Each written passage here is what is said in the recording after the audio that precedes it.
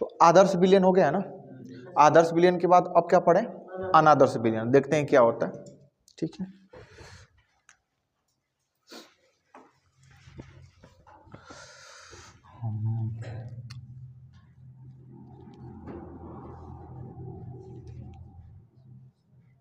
अनादर्श विलयन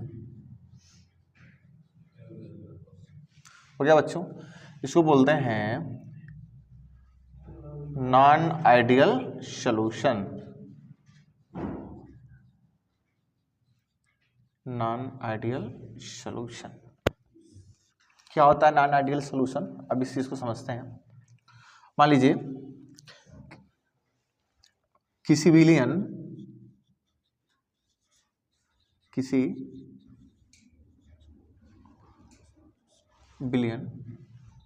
का वाष्प दाब सभी सांद्रता व ताप पर निश्चित नहीं होता ना, ताप पर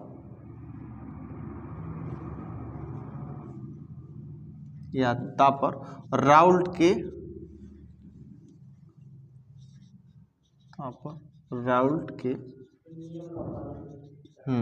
नियम का पालन नहीं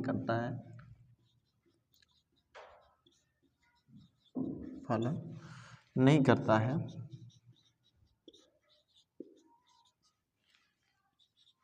उसे अनादर्श विलयन कहते हैं।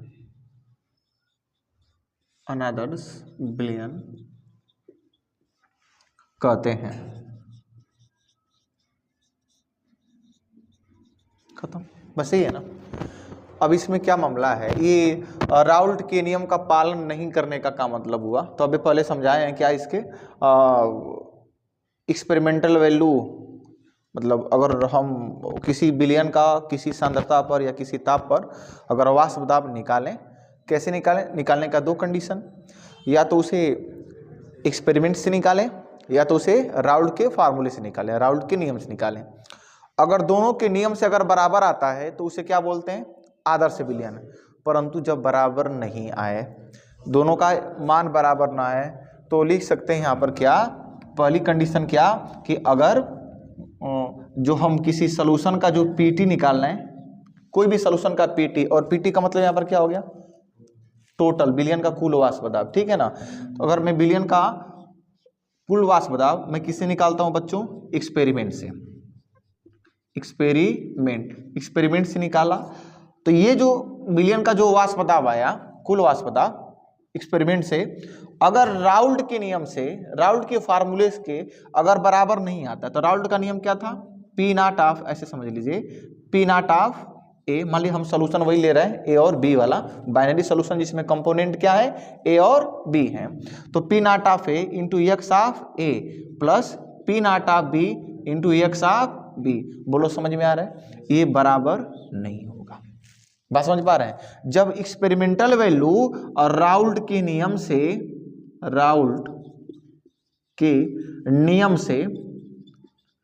से मतलब कैलकुलेटेड वैल्यू समझ सकते हैं, कैलकुलेटेड वैल्यू मतलब राउल्ट के नियम से, और एक्सपेरिमेंटल वैल्यू प्रायोगिक रूप से जब ये दोनों बराबर नहीं होते हैं तो उसे बोलते हैं हम लोग अनादर्श विलयन।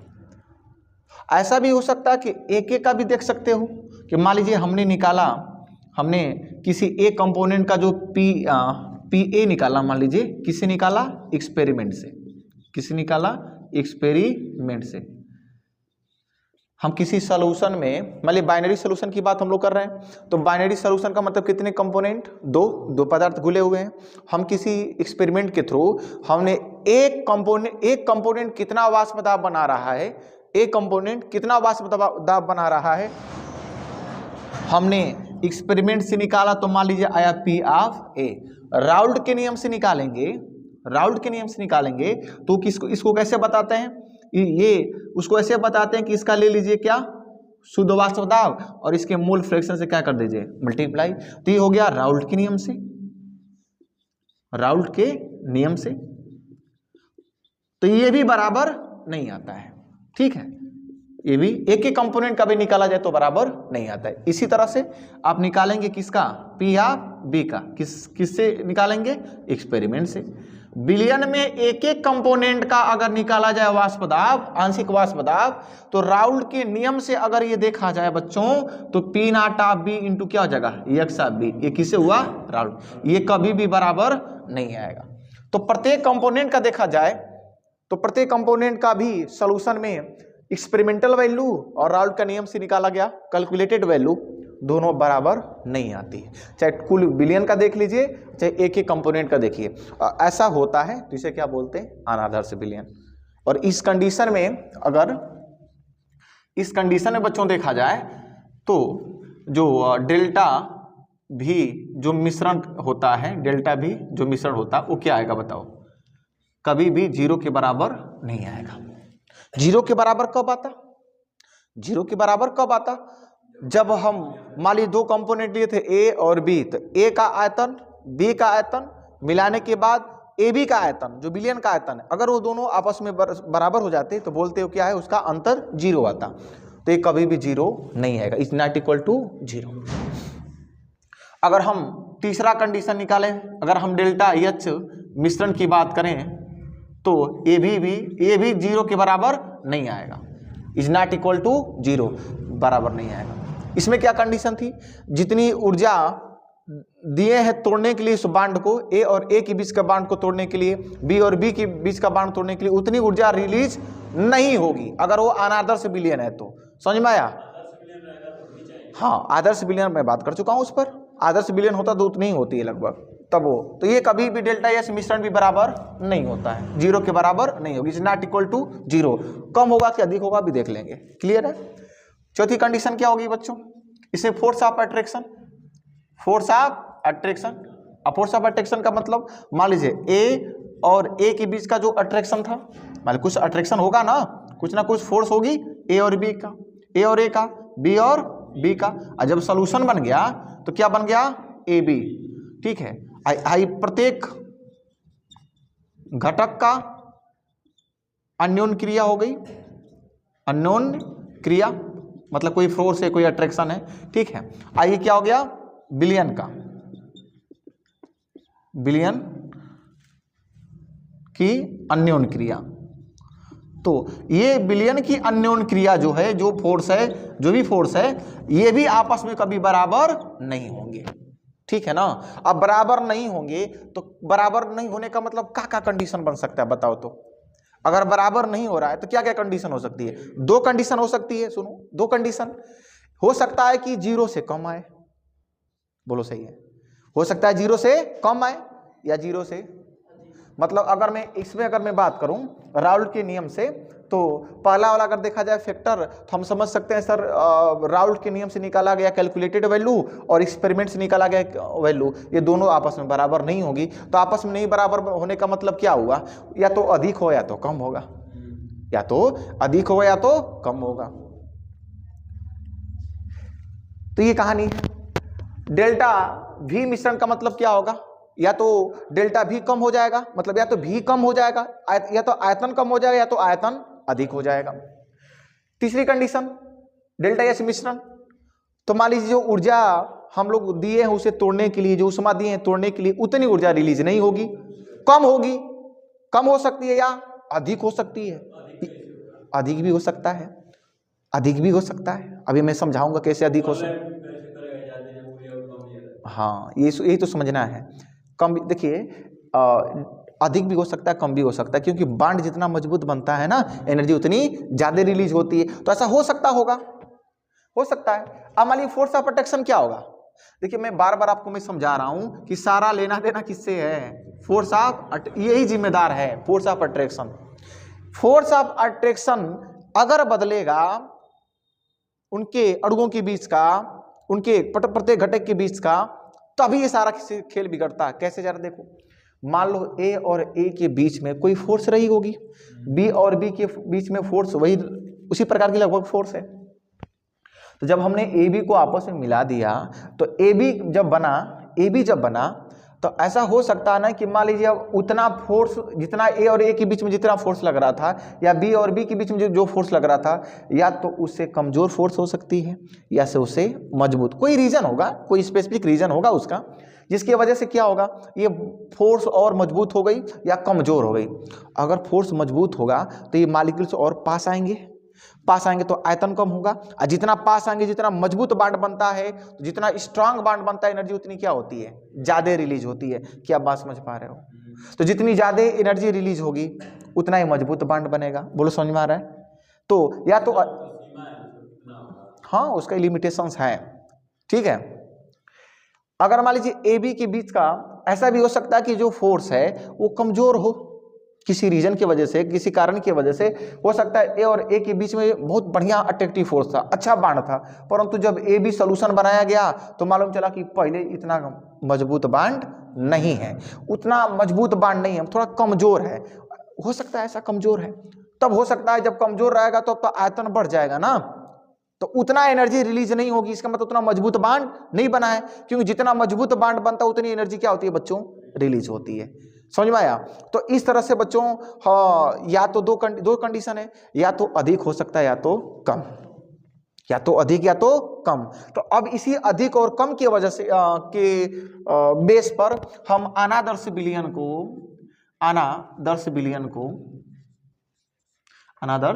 को दो तरह से क्लासिफाइड करते हैं।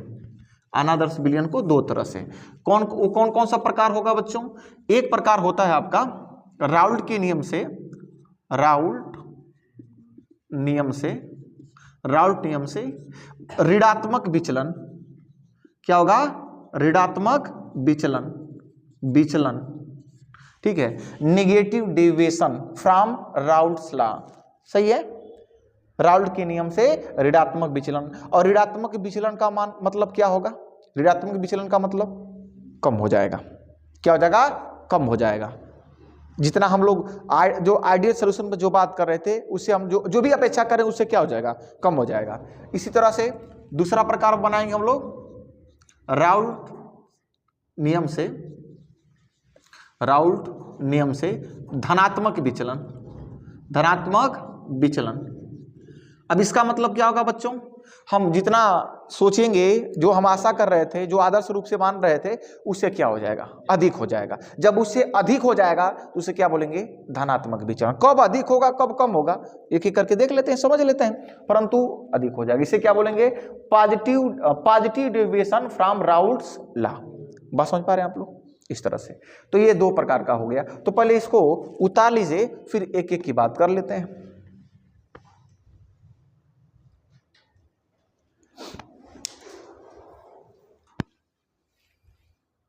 सब लोग नोट कर लिए क्या? मिटाएं। अब हम एक पर बात कर लेते हैं, किस पर? पहले ऋणात्मक पर, फिर धनात्मक पर।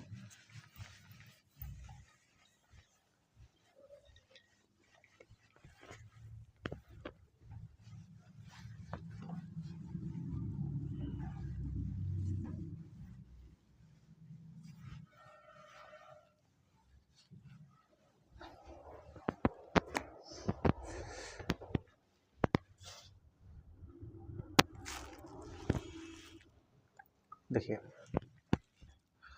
अब बात कर लें, पहले ऋणात्मक विचलन पर बात कर लेते हैं। राउल्ट के नियम से ऋणात्मक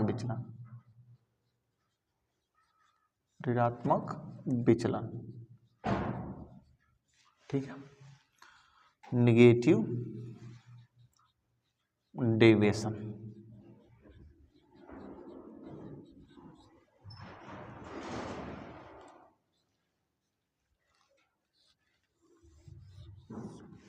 अब नेगेटिव डेविएशन में बच्चों क्या होगा, जरा ध्यान से समझना।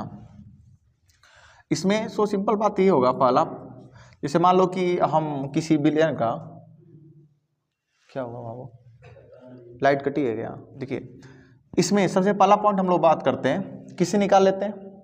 एक्सपेरिमेंट से किसी विलयन का कोई बाइनरी सोल्यूशन है जिसमें ए और बी दो घटक हैं, और उनका उस विलयन का हम वाष्प दाब निकालते हैं, कुल वाष्प दाब निकालें, ठीक है, पीटी। किससे निकालेंगे बच्चों? एक्सपेरिमेंट से, प्रयोग से निकालेंगे। जब एक्सपेरिमेंट करके निकालेंगे, ठीक है, निकालने के बाद कुछ आएगा, मान लीजिए कितना आया पीटी। फिर हम किससे निकालते हैं? राउल्ट के नियम से निकालते हैं। तो राउल्ट का नियम पीटी कैसे बताता है? वो बता देगा p naught of a x of a plus p naught of b x of क्या बी। क्या कंडीशन होगी जानते हो इसमें? ऋणात्मक विचलन का मतलब कम हो जाना। मान लीजिए ये राउल्ट के नियम से है बच्चों, राउल्ट के नियम से, ये राउल्ट का नियम है। तो मान लो कि हमारे पास डाटा था किसी बिलियन का, किसी सोल्यूशन का हमारे पास डाटा था। उस डाटा के अनुसार हमने राउल्ट के नियम से हमने उसका फार्मूला लगाया, कैलकुलेट किया, कुछ आया, उस बिलियन का कुछ ना कुछ वाष्प दाब आया किसी कॉन्सेंट्रेशन पर। सपोज दैट मान लीजिए कि 100 mmHg आया, मान लीजिए 100 mmHg आया। फिर हमने, मेरा दिल नहीं माना, हमने काम किया, उसको लैब में सारे सेटअप को तैयार किया। फिर उसी सारे डाटा के साथ हमने एक्सपेरिमेंट करके देखा। तो जब एक्सपेरिमेंट करके देखा तो मालूम चला कि 100 mmHg नहीं आ रहा है, 90 mmHg आ रहा है। 10 की क्या मिल रही है? कमी मिल रही है। फिर भी दिल नहीं माना, फिर एक बार उस प्रयोग को किए, हर बार प्रयोग में कितना आ रहा है? 90 ही आ रहा है। इसका मतलब ये क्या हुआ? राउल्ट के नियम से निकाला गया जो वाष्प दाब है उस बिलियन का, उससे क्या है, जब एक्सपेरिमेंट से किया जाए तो उससे कम आ जाए एक्सपेरिमेंट में, तो इसे बोलेंगे कौन सा विचलन? ऋणात्मक विचलन, नेगेटिव डिविएशन। बात समझ पा रहे हैं? यही है। तो इसका मतलब है ये कम आएगा और क्या आएगा? ज्यादा आएगा। ये कहानी है। बात समझ पा रहे हैं? इसको क्या बोलते हैं हम लोग? ऋणात्मक विचलन। कोई दिक्कत? हम प्रत्येक कंपोनेंट का भी निकाल कर देखेंगे तो उसका यही हाल होगा। मान लीजिए प्रत्येक कंपोनेंट का निकालते हैं, जैसे मान लीजिए P ऑफ ए, उस बिलियन में हम ए का वाष्प दाब निकालना चाहते हैं और हमने एक्सपेरिमेंट से निकाला और उस बिलियन में ए का जो वाष्प दाब आया वो कितना आया? P ऑफ ए। किससे आया? एक्सपेरिमेंट से। फिर राउल्ट क्या कहता है?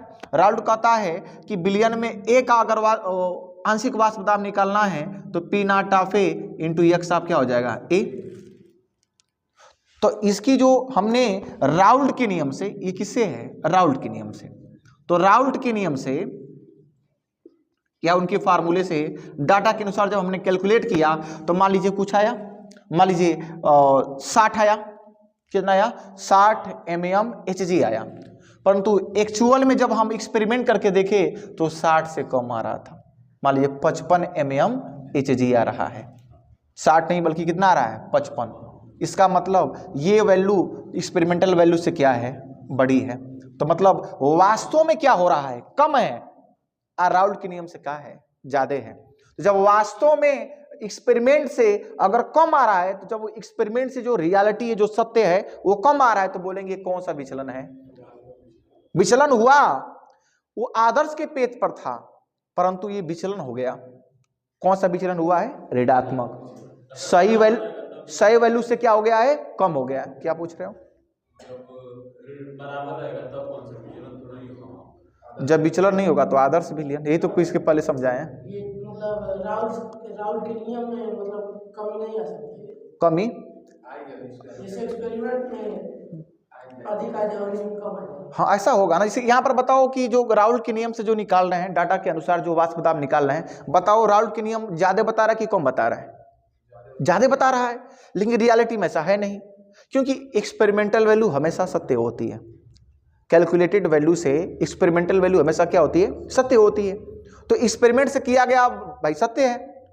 तो मान लीजिए राउल्ट के फार्मूले से निकाल लें तो 100 mmHg आ रहा है बिलियन का, दोनों कंपोनेंट का मिला करके। और रियलिटी में कितना हो रहा है? 90 हो रहा है। तो बताओ रियलिटी में कम हुआ कि ज्यादा हुआ? कम हुआ। और जब कम होगा तो क्या बोलेंगे? ऋणात्मक विचलन। विचलन हो गया सर, ये विचलित हो गया, ये अपने मार्ग से विचलित होगा। कितना? ऋणात्मक, मतलब थोड़ा कम। ऋणात्मक शब्द का मतलब थोड़ा क्या हो गया? कम हो गया। यानी इसमें एक्सपेरिमेंट का देखा जाएगा, अगर वो कम होगा तो ऋणात्मक होगा, हाँ, अगर अधिक होगा तो धनात्मक होगा। इसी बेस पर है कहानी। हाँ, अगर मान लीजिए प्रत्येक कंपोनेंट का भी निकालेंगे तो प्रत्येक कंपोनेंट में भी देखा जाए तो उस सॉल्यूशन के ए का जो वाष्प दाब है एक्सपेरिमेंट से और राउल्ट के नियम से जो उसका वाष्प दाब है, तो राउल्ट वाला क्या होगा? अधिक होगा और एक्सपेरिमेंट वाला क्या होगा? कम होगा। एग्जाम्पल के लिए मान लीजिए 100 था, तो मान लीजिए राउल्ट के नियम से 60 आ रहा है। ए वाला जो कंपोनेंट है, ए वाला जो घटक है, ए वाला जो पदार्थ है, बिलियन में कितना वाष्प दाब राउल्ट के नियम से बना रहा है? 60 mmHg। लेकिन रियलिटी में जब निकाला गया किसी विधि से तो मान लीजिए 55 आ रहा है, तो 5 की कमी आई ना। तो वास्तव में इनके आधार पर एक्सपेरिमेंट के जरिए थोड़ा कम आ रहा है, तो कम का मतलब क्या हो गया? ऋणात्मक विचलन। अब ए का निकाले हैं, आप बी का भी निकाल लीजिए। तो बी का निकालेंगे तो एक्सपेरिमेंट से निकाल लीजिए, एक्सपेरिमेंट से। तो मान लीजिए एक्सपेरिमेंट से निकाले कितना आया? पी ऑफ बी आया। फिर हमने राउल्ट के नियम से निकाला, तो राउल्ट का नियम क्या कहेगा यहाँ पर? P naught of b into x of b. हमने इसको निकाला राउल्ट के नियम से। तो जब राउल्ट के नियम से निकाला तो राउल्ट वाला अधिक आ गया। मान लीजिए ये कितना बता रहा था? राउल्ट का नियम कितना बता रहा था? 40, लेकिन वास्तव में कितना आ गया? 35 mmHg। ये बस एक डाटा है समझाने के लिए, बाकी कोई सा लेना देना नहीं है। बोलो समझ में आया कि नहीं आया? तो राउल्ट के नियम से जब अधिक आ जाएगा, एक्चुअल में एक्सपेरिमेंट वाला कम आएगा, तो क्या बोलेंगे? निगेटिव डेविएशन, ऋणात्मक विचलन। बोलो क्लियर हुआ क्या? ये कहानी है। अब जरा सुनो बच्चों, अब जरा ध्यान समझना। अब दूसरा पॉइंट समझते हैं ऋणात्मक विचलन में। जरा डेल्टा भी की बात कर लेते हैं। डेल्टा भी जो मिश्रण का होगा, बताओ ये 0 से कम होगा कि 0 से बड़ा होगा? कम होगा कि? अच्छा, ऋणात्मक और धनात्मक शब्द का मतलब वास्तव में ऋणात्मक धनात्मक नहीं है, कम और ज्यादा का मतलब है। तो एक बात बताना, आयतन घटेगा कि बढ़ेगा? हाँ, घटेगा। क्यों? जरा ध्यान समझिए। घटेगा मतलब एक बात सुनो, अभी एक ट्रिक पकड़ लो। क्या पकड़ लो? ऋणात्मक मतलब कम, ऋणात्मक मतलब कम। कम होने का मतलब ये किस में जाएगा? 0 से कम होगा। तो डेल्टा भी जो मिश्रण होगा वो 0 से क्या होगा? कम होगा। 0 से क्या होगा? कम होगा। मतलब 0 से कम होने का मतलब नेगेटिव में जा रहा है, और नेगेटिव शब्द का मतलब क्या हो रहा है? आयतन कम हो रहा है। बोलो समझ में आया? साइन कन्वेंशन समझ में आ रहा है ना?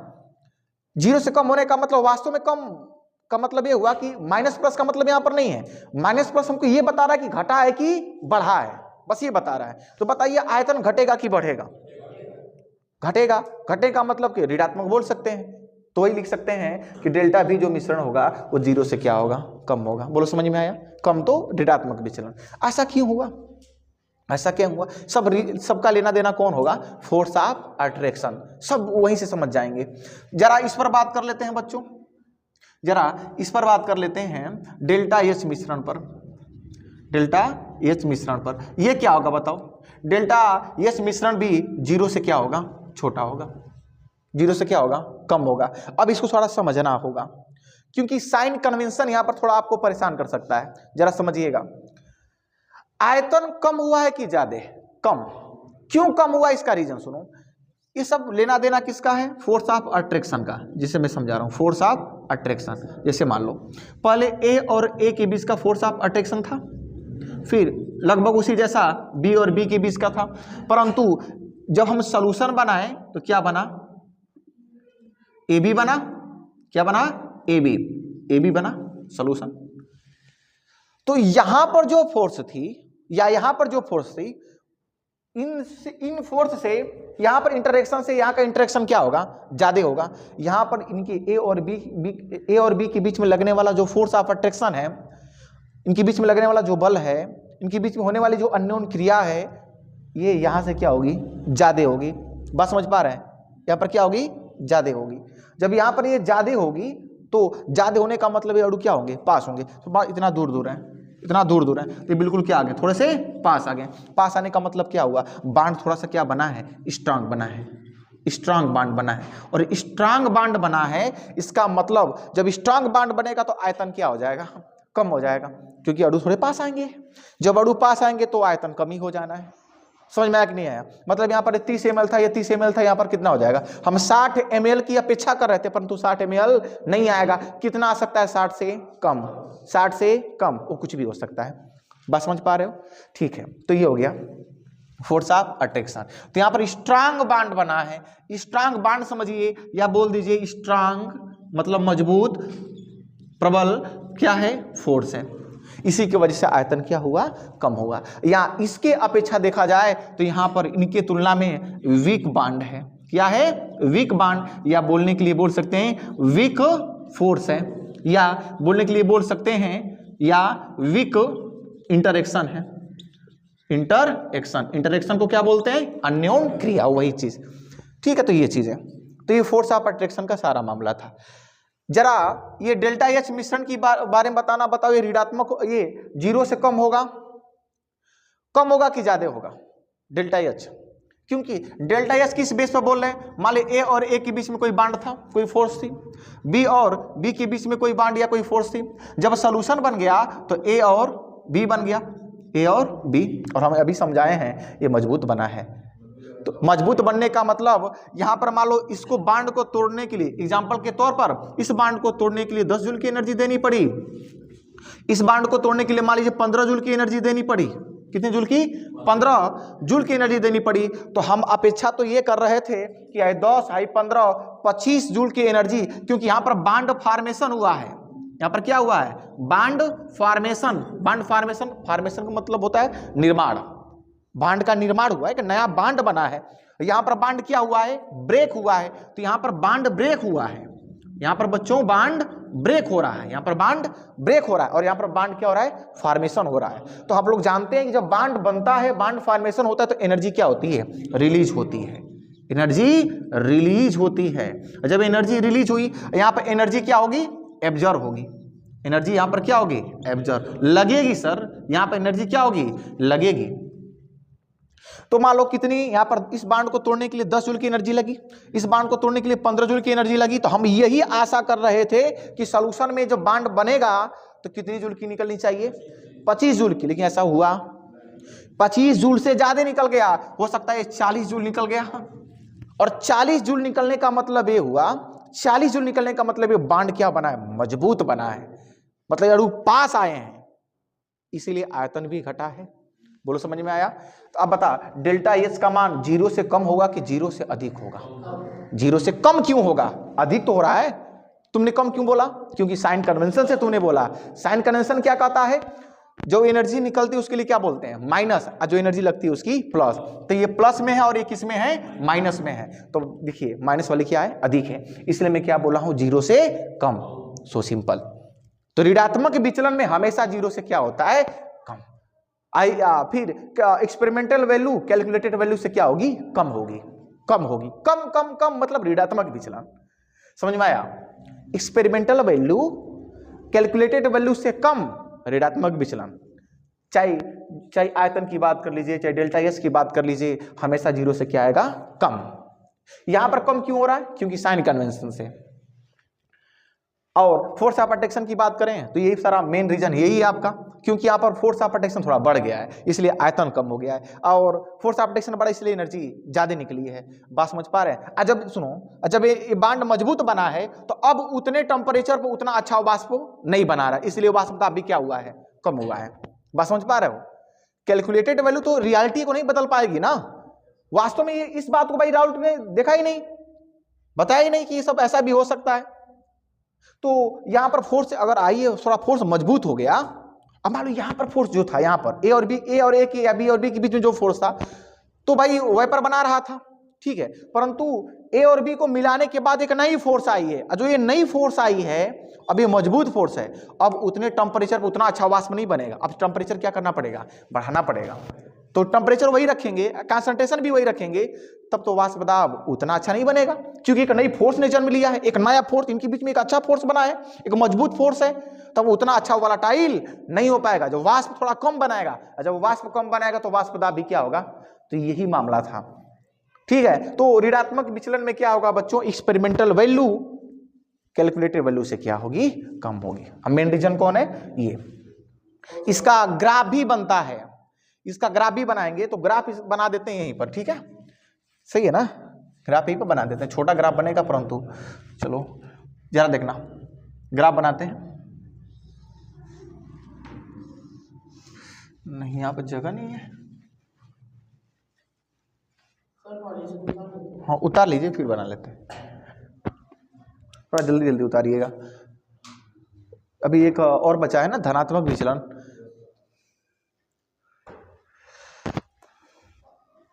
बेटा हो या निशा? अब इसके ग्राफ बनाते हैं और एग्जाम्पल कुछ बताते हैं।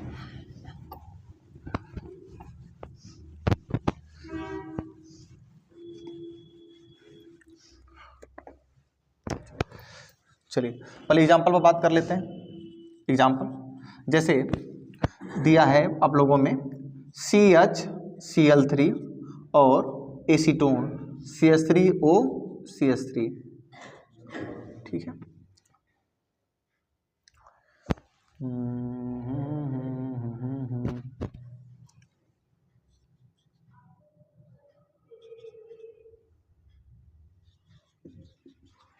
ठीक है,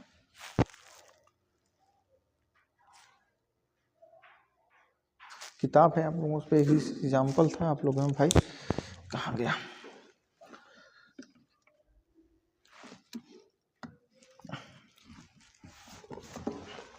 एग्जाम्पल आप लोगों को दिया था कि एसीटोन ही होगा।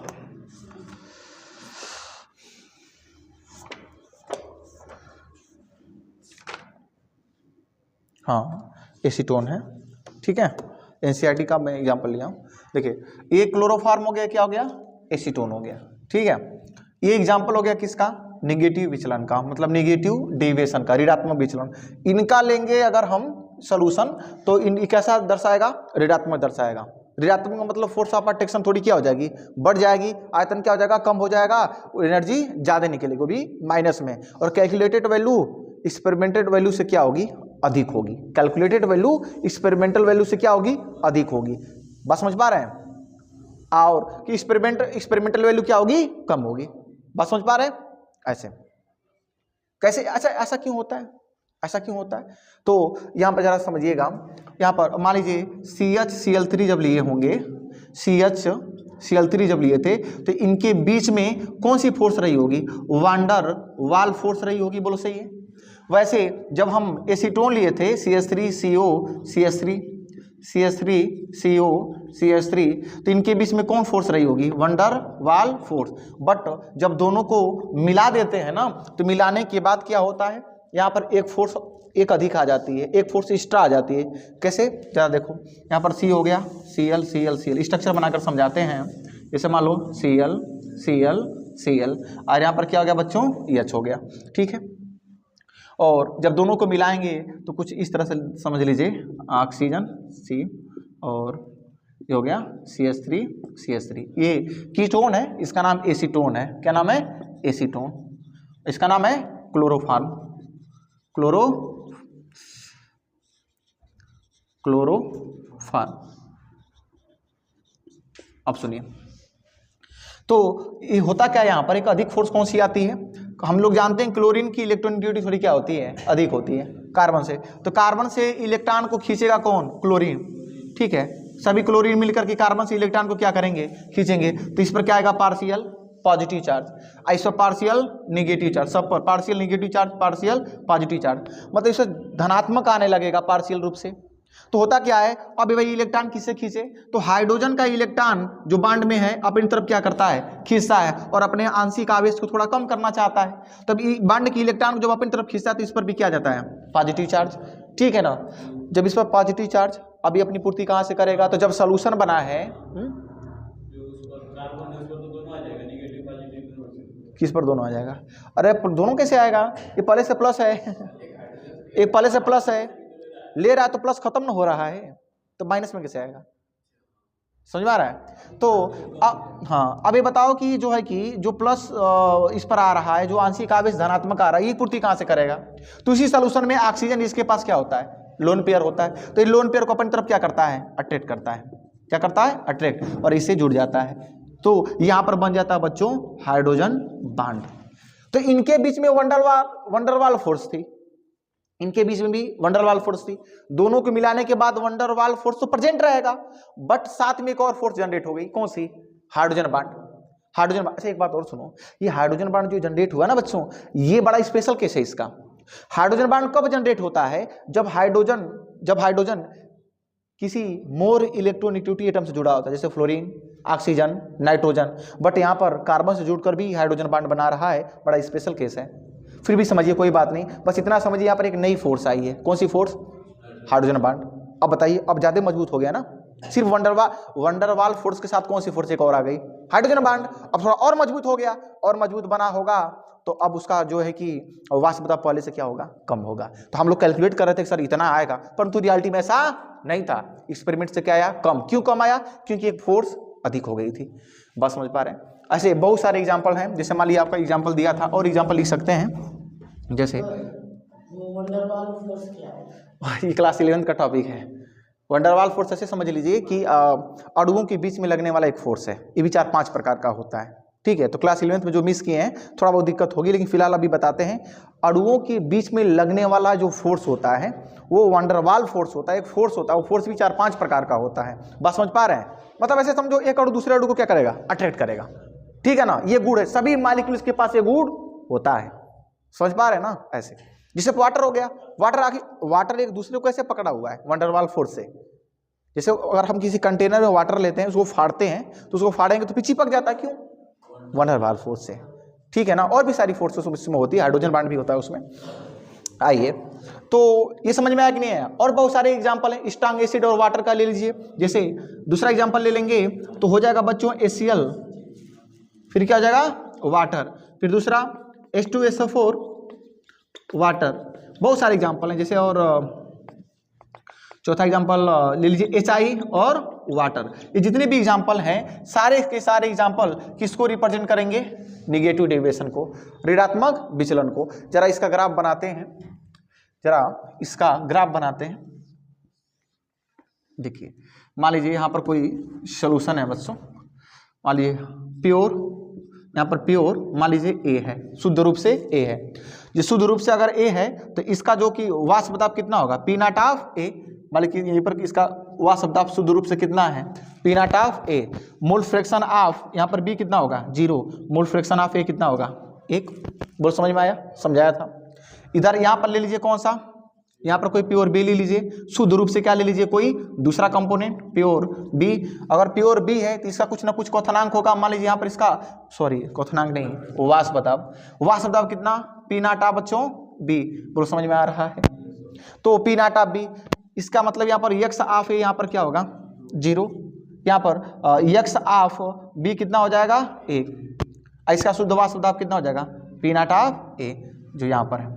और हम लोग आशा कर रहे थे कि इसका जो है कि राउल्ट के नियम से ये बनेगा ग्राफ, ठीक है। कैसे बनेगा? कि अगर हम इसमें जो ये P ऑफ B है, तो P ऑफ B का जो आंशिक वाष्प दाब होगा P not of B into x of B। अगर मैं इसमें B मिलाता चला जाऊंगा तो B का वाष्प दाब बढ़ता चला जाएगा। सिमिलरली इसी तरह से, चलो इस तो समझ ही रहे हो तुम लोग, ठीक है, हटा देता हूँ। वैसे इसमें अगर मैं इसमें क्या मिलाता चला जाऊं? A मिलाता जाऊंगा तो A का वाष्प दाब क्या होता जाएगा? बढ़ता चला जाएगा। बोलो समझ में आ रहा है? ये हम लोग आशा कर रहे थे, समझ में आया? और PT, अगर PT बनाएंगे तो दोनों का योगफल एक स्ट्रेट लाइन बनेगा। क्या बनेगा? Straight line. लेकिन रियलिटी में ऐसा होता, ये तो राउल्ट के नियम से है, ये तो आइडियल सोल्यूशन का है। रियलिटी में ऐसा था ही नहीं। रियलिटी में क्या था? कम था कि ज़्यादा था? कम था। तो ये मान लीजिए हम आशा कर रहे थे राउल्ट के नियम से, परंतु ऐसा हुआ नहीं। वास्तव में थोड़ा सा क्या हो गया? कम हो गया। ऐसे थोड़ा सा क्या हो गया? कम। यहाँ पर ये नीचे हो गया, ये मेन हो गया। आशा यहाँ पर कर रहे थे परंतु नीचे हुआ, वाष्प दाब उसका कम मिला, फिर यहाँ पर कम मिला। ऐसे समझ सकते हैं। बोलो समझ में आया? फिर PT भी थोड़ा क्या आया? कम आया। यहाँ पर ये एक्सपेरिमेंटल वैल्यू है। ये किससे है? ये कैलकुलेटेड वैल्यू समझ लीजिए। कैलकुलेटेड वैल्यू, ये क्या बच्चों? Calculated value. और ये जो बना है, जो रियलिटी है, ये कौन सी वैल्यू है? Experimental value. तो एक्सपेरिमेंट वाली भी क्या की ही क्या होती है? सही होती है, एक्सपेरिमेंटल वैल्यू। बात समझ पा रहे हैं बच्चों? Experimental value. तो ये हो गया। तो ये ग्राफ बनता है। अब चाहे इस पर लिख सकते हैं, इसका लिखिए, क्या लिख देंगे? P ऑफ A बराबर P not of A into x of A। इसका लिखेंगे तो P ऑफ B बराबर P not of B into x of B। इसका क्या लिखेंगे? PT बराबर P of A plus P of B। बोलो समझ में आ रहा है? तो ये नीचे वाला जो था रियलिटी वाला था, एक्सपेरिमेंट। और आशा क्या कर रहे थे हम लोग? सीधे बनेगा बिल्कुल। तो इस वाले से थोड़ा क्या हुआ? कम। तो इसका पेथ ये था, अब पेथ से थोड़ा क्या हो गया? डाउन हो गया, जिसे बोलते हैं ऋणात्मक विचलन। बोलो समझ में आया? तो ये चीजें हैं। तो फटाक से इसको उतारिए, फटाक से उतारिए। तो अब देख लेते हैं कौन सा, धनात्मक विचलन। अगर हम ऋणात्मक समझ चुके हैं तो धनात्मक भी उसी का अपोजिट होगा, तो आसानी समझ सकते हैं। धनात्मक विचलन क्या बोलेंगे बच्चों इसको, positive deviation, positive deviation, positive deviation. क्या होगा इसमें जरा बताओ। इसमें जो बिलियन का जो वाष्प दाब निकालेंगे किसके, एक्सपेरिमेंट से। किसे निकालेंगे बच्चों, एक्सपेरिमेंट से, ठीक है। आप फिर किसे निकालेंगे, राउल्ट के नियम से। तो बिलियन का निकालेंगे, वही बिलियन मान लेते हैं, बाइनरी सोल्यूशन ए और बी का। तो मान लीजिए हो जाएगा ए का p of a, p naught of a into x of a plus p naught of b into x of b. ये किसे आएगा, राउल्ट के नियम से, नियम से। अब इसमें क्या, मान लीजिए राउल्ट के नियम से 100 mmHg आ रहा है, तो इसे आएगा 110 mmHg। समझ में आया, एक्सपेरिमेंटल वैल्यू बड़ी हो जाएगी और ये क्या हो जाएगी, छोटी हो जाएगी। तो ये कोई दिक्कत, अगर एक एक का भी निकाल कर देखेंगे तभी उतना ही आएगा। जैसे पी आप ए का निकालेंगे किससे, एक्सपेरिमेंट से, किससे बच्चों, एक्सपेरिमेंट से। आप फिर इसको निकालेंगे राउल्ट के नियम का, नियम P naught of into X of A. तो ये वैल्यू राउल्ट के नियम से है, ये कम आएगी और ये क्या आ जाएगी, ज्यादा आएगी। बात समझ पा रहे हैं। वैसे हम पी ऑफ बी का भी निकालेंगे, किससे निकालेंगे, एक्सपेरिमेंट से। तो ये ज्यादा आएगा किससे, p naught of b into x of b, मतलब किससे, राउल्ट के नियम से। बात समझ पा रहे हैं। ऐसे अगर हम दूसरे फैक्टर पर बात करें, दूसरा फैक्टर क्या है बच्चों, बताओ। डेल्टा जो भी होगा, बताओ अब ये 0 से कम होगा, 0 से ज्यादा होगा, ज्यादा होगा। तो 0 से क्या होगा, बड़ा। अब इसमें बताओ, इसमें क्या होगा बच्चों, डेल्टा यस की क्या कहानी है, पॉजिटिव होगी कि नेगेटिव होगी, इस बार पॉजिटिव होगा। तो यहाँ पर डेल्टा यस 0 से क्या होगा, बड़ा होगा, ठीक है। तो ये क्यों बड़ा होगा भाई, सुनो ऐसा ध्यान से बच्चों। यहाँ पर ये दिखाई दे रहा है, यहाँ पर ये एनर्जी क्यों बड़ी होगी 0 से, मतलब पॉजिटिव में क्यों होगी, क्योंकि मान लीजिए ए और ए के बीच का बांड है, बी और बी के बीच का बांड है, और जब सॉल्यूशन बना तो ए और बी का हो गया। तो मान लीजिए ए और ए में ये कोई फोर्स थी, फिर बी ए और ए में, बी और बी में ये फोर्स थी, परंतु जब ए और बी बना, ए और बी बना, तो ये फोर्स थोड़ी सी क्या हो गई, कमजोर हो गई। यहां पर बांड ब्रेक हुआ, यहां पर बांड क्या हुआ है, ब्रेक हुआ है। तो यहां पर एनर्जी क्या हुई होगी बच्चों, हाँ लगी, मतलब एब्जॉर्ब हुई है, लगी है। तो लगने के लिए प्लस इन। तो मान ली यहां पर एनर्जी कितनी लगी, 10 जूल, यहां पर कितनी एनर्जी तोड़ने में लगी, 15 जूल, सपोज दैट। परंतु यहां पर जो एनर्जी रिलीज हुई,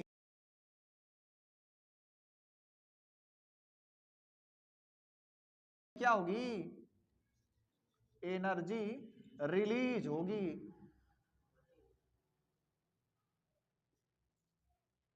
रिलीज, सही है, एनर्जी रिलीज होगी। तो यहां पर जो एनर्जी रिलीज होगी वो कितनी एनर्जी रिलीज होगी, 10, यहां पर 15। तो हम आशा कर रहे थे कितने जूल की, 25 जूल की, लेकिन 25 जूल से कम होगी कि 25 जूल से ज्यादा, कम। मान लीजिए यहां पर कितनी जूल हो गई, 20 जूल, सपोज दैट, कितना, 20 जूल। अब 20 जूल एनर्जी क्या हुई है, कम रिलीज हुई है। बताओ बांड मजबूत बना है कि कमजोर बना है, कमजोर बना है। बात समझ पा रहे हैं। इसलिए क्या हुई है, दूरी थोड़ी क्या है, ज्यादा है, ठीक है। दूरी ज्यादा होने का मतलब बांड कमजोर है, दूरी कम है तो ये 3 फैक्टर हो गए। चौथा फोर्स ऑफ अट्रैक्शन, समझ ही गए। अगर हम फोर्स ऑफ अट्रैक्शन की बात, क्या हो, ए और ए के बीच में था फोर्स ऑफ अट्रैक्शन, बी और बी के बीच में था, अब किसके बीच में, ए और बी के बीच में। तो यहां पर फोर्स ऑफ अट्रैक्शन, या यहां पर जो फोर्स है, यहां पर जो फोर्स है, बताओ इससे कमजोर होगा कि ज्यादा होगा, ज्यादा होगा। यहां पर स्ट्रांग था, मतलब यहां पर जो फोर्स थी ये थोड़ी सी क्या थी, स्ट्रांग थी। मतलब इसको ऐसे बोल सकते हैं, यहां पर इंटरेक्शन क्या था, इंटरेक्शन स्ट्रांग था, क्या था, स्ट्रांग, ठीक है ना। ये चीज है, और बी के बीच में, तो ए और ए के बीच में जो ये फोर्स है ये थोड़ी सी क्या हो जाएगी, वीक हो जाएगी, कमजोर हो जाएगी, इसलिए एनर्जी कम रिलीज हुई। मतलब ये ऐसे समझिए कि इनके बीच में जो इंटरेक्शन होगा, जो अन्योन क्रिया होगी, इंटरेक्शन इन थोड़ा क्या रहेगा, कम रहेगा। ठीक है, ये कहानी है। आज जब कम हुआ है इसलिए आयतन क्या होगा, बड़ा है, इसलिए ज्यादा हो गया है। मान लीजिए आयतन के मामले में देखा तो 30 ml 30 ml दोनों लिए थे, तो आशा करें तो कितना ml होगा, 60 ml, परंतु कितना हो गया, 65 ml। आयतन क्या हो गया, अधिक हो गया। क्या बात समझ पा रहे हैं, ये कहानी। अब अगर हम इसके ग्राफ की बात करें तो ग्राफ इसका समझिए, ये ग्राफ बनेगा बच्चों, मान लीजिए आपका यहाँ पर सपोज दैट मान लीजिए प्योर, यहाँ पर क्या है, ए है, तो प्योर ए है तो मोल फ्रैक्शन ऑफ ए कितना हो जाएगा, 1। यहाँ पर मान लीजिए प्योर क्या है, बी है, तो यहाँ पर बी है तो मोल फ्रैक्शन ऑफ बी कितना हो जाएगा, 1, और मोल फ्रैक्शन ऑफ बराबर कितना हो जाएगा, 0, बी बराबर कितना हो जाएगा, 0। मान लीजिए ए का जो वाष्प दाब है, मान लीजिए ए का जो वाष्प दाब है कुछ यहाँ पर मान लीजिए पी नॉट ऑफ क्या है, ए, बी का जो वाष्प दाब है कितना, मान लीजिए पी नॉट ऑफ बी है। हम आशा कर रहे थे कि इसको फॉलो करेगा, राउल्ट के नियम को, राउल्ट के नियम को क्या करेगा, फॉलो करेगा बच्चों, ऐसे करके, परंतु ऐसे एक्चुअल में हुआ नहीं। क्या हुआ, थोड़ा सा, हाँ थोड़ा सा क्या हो गया, ज्यादा हो गया। ठीक है, ये थोड़ा सा ज्यादा है, तो समझ में आ रहा है बच्चों। आई एम रियली सॉरी, ये ऊपर होगा ना, हाँ ये इसमें क्या होगा, ज्यादा होगा। बात समझ पा रहे हैं। तो ये जो डार्क कलर दिखाई दे रहा है ये कौन सी वैल्यू है, एक्सपेरिमेंट वाली।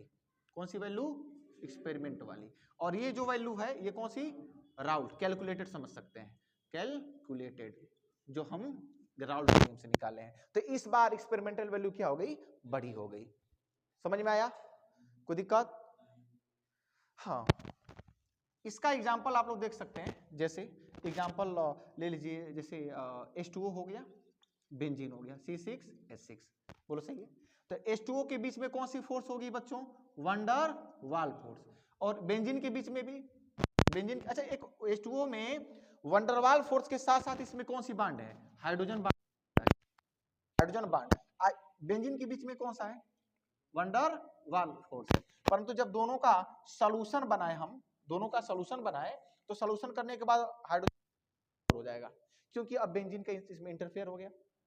तो यहाँ पर जब H2O आ जाएगा और साथ में C6H6 आ जाएगा, तो इनके बीच में वो हाइड्रोजन बांड, जो हाइड्रोजन बांड है ये थोड़ा क्या हो जाएगा, वीक हो जाएगा, थोड़ा सा इंटरेक्शन होगा, तो बांड कमजोर हो गया, थोड़ी दूरी क्या हो जाएगी, बढ़ जाएगी, आयतन क्या हो जाएगा, बढ़ जाएगा।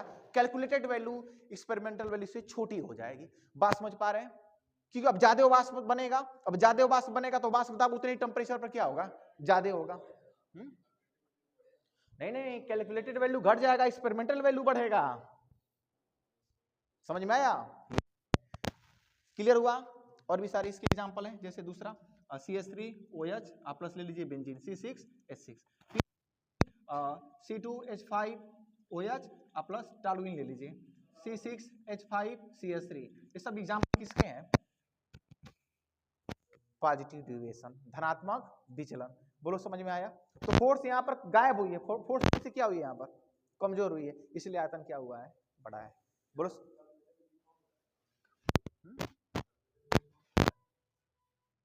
हाँ, एक्सपेरिमेंटल वैल्यू ज्यादा और कैलकुलेटेड वैल्यू कम, तो वही तो है। कैलकुलेटेड वैल्यू जो है ये कम होगा, एक्सपेरिमेंटल वैल्यू ज्यादा होगा। कहाँ कहे हैं, नहीं कहे होंगे तो गलती से कहे होंगे, ऐसा नहीं है। ऐसा एक्सपेरिमेंटल वैल्यू बड़ी है तो धनात्मक, एक्सपेरिमेंटल वैल्यू कम है तो ऋणात्मक। बोलो समझ में आया। एक बात सुन लो, अब ये बहुत में ये भी दो प्रकार का, ये भी तो, इसमें दो केस हो सकता है, दो केस इसमें भी हो सकता है। तो पहले इसको उतारिए, नहीं उसको पढ़ना नहीं, घबराओ नहीं, उसको पढ़ना नहीं है। आपको बस बता देते हैं कि कौन सा इसमें दो केस हो सकता है, और उसका ग्राफ बना देते हैं, उसको पढ़ना नहीं है। बस आप इसको उतारिए, फिर इसको बना देते हैं, इसमें भी दो केस बनेगा। इधर का मिटा दे,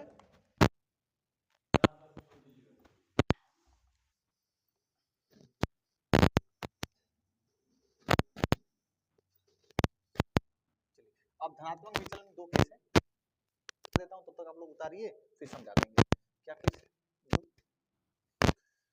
कि रामा रामा रटते रटते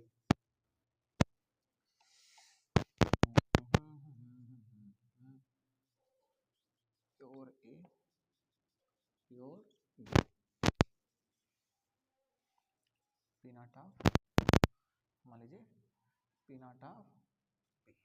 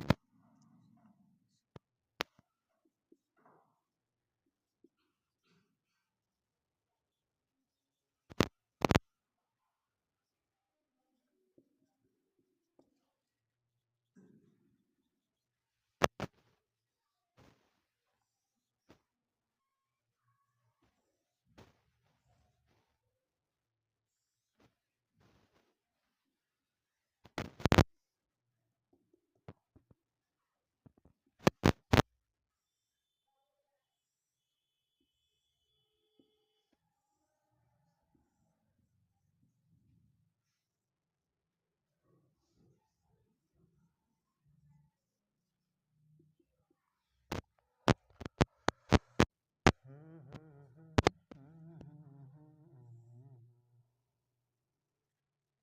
ओके बच्चों, ये सब उतार दिए। अब देखिए धनात्मक विचलन भी दो तरह का, ठीक है। जैसे तो दो केस है इसमें। धनात्मक विचलन का मतलब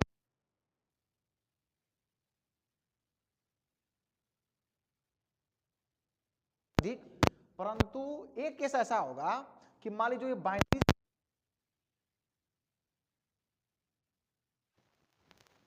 प्योर वेपर प्रेशर होगा पी नॉट ऑफ ए होगा, अब बी का प्योर नॉट ऑफ बी होगा।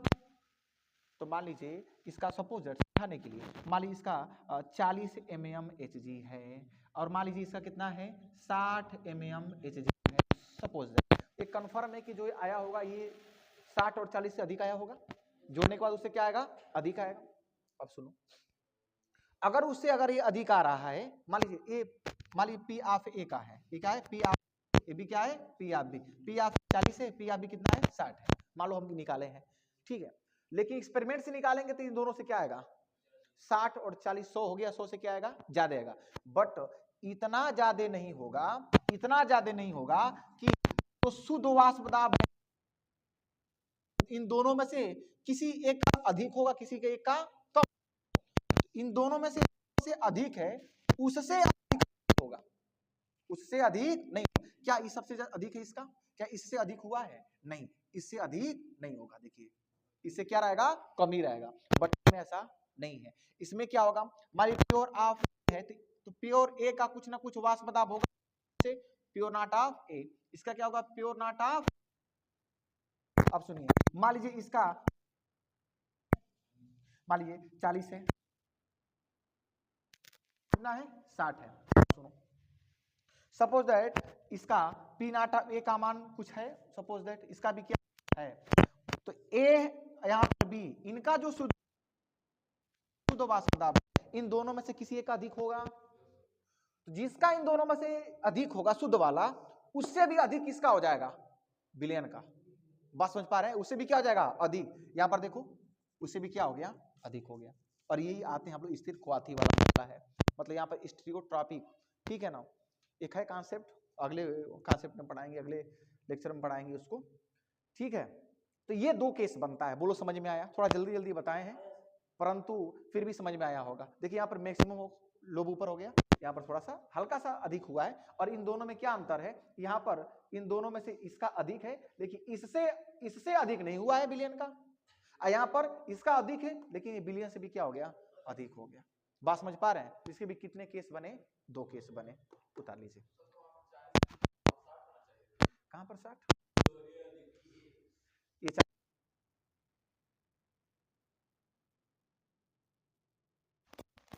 अभी तो नहीं हो प्योर का। पी नॉट ऑफ ए कहां लिखा हूं, पी नॉट ऑफ बी कहां लिखा हूं, मैं तो इसकी बात कर रहा हूं। पी ऑफ ए कितना है 40, पी ऑफ बी कितना है 60 है। दोनों के जोड़ेंगे तो 100 होगा, परंतु धनात्मक विचरण तो 100 से क्या होगा, अधिक होगा।